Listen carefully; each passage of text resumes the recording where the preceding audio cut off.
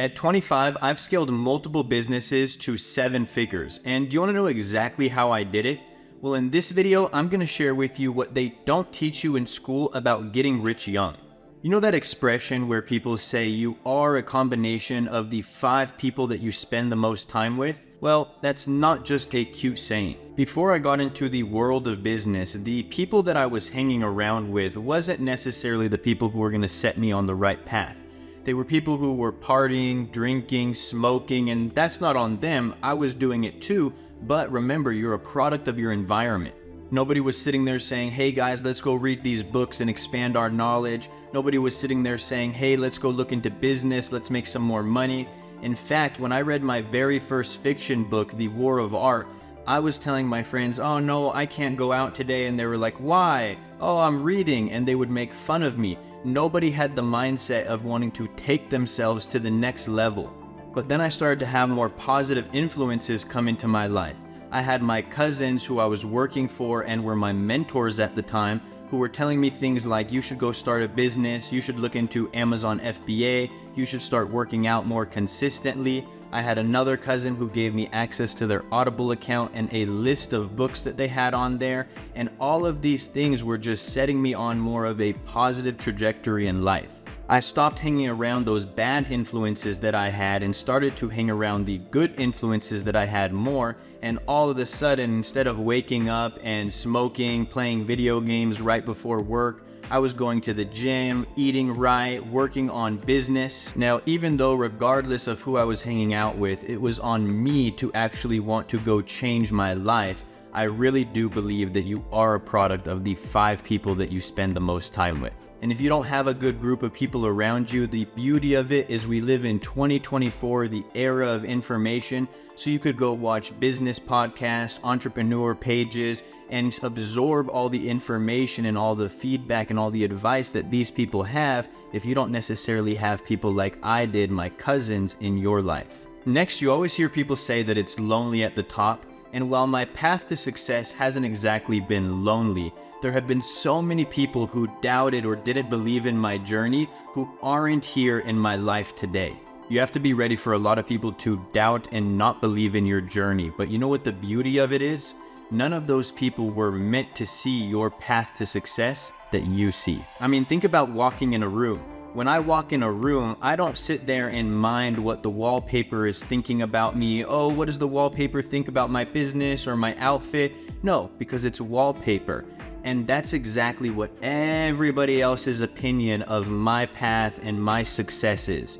It's wallpaper. If you're not motivating me, praying for me, loving me, or trying to get money with me, you're a distraction.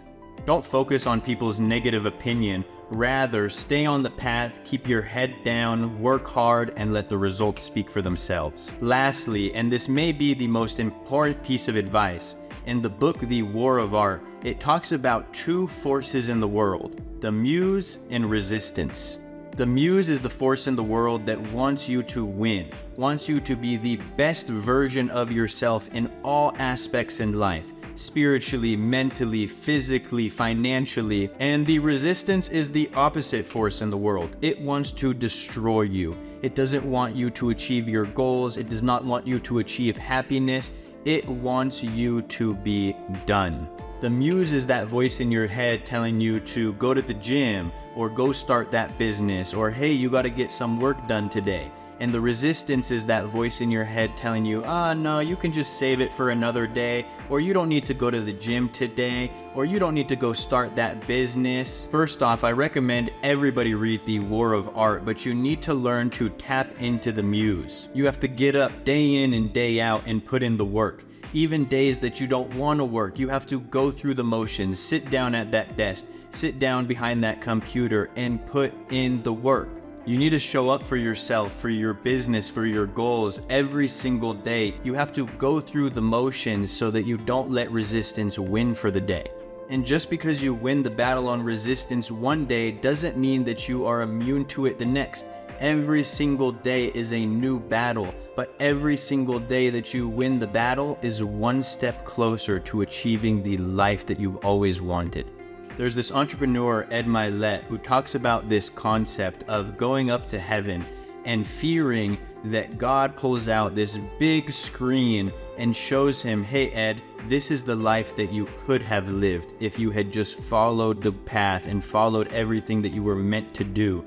And it's a life that is beyond a life that he ever imagined. And this essentially is what the Muse and Resistance is. The Muse wants you to live that dream life, and the Resistance wants to destroy you.